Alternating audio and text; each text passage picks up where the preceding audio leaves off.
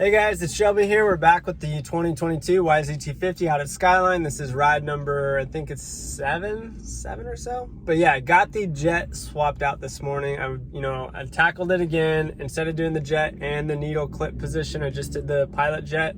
Went down from the 50 to the 48 and started up. So still don't know what happened with that whole debacle. But yeah, hopefully we'll see if it cleans up a little bit.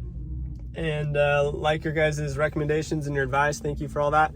We'll see where we land and how it runs today. So today I did end up getting the pilot jet swapped out. So those of you that watched my previous videos, if you haven't checked them out, check them out.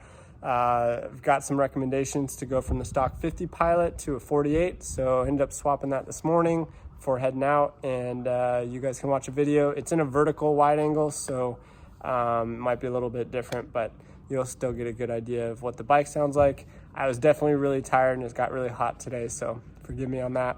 But let me know what you guys think and how the bike sounds, and if it sounds any better or worse than the previous videos. So enjoy.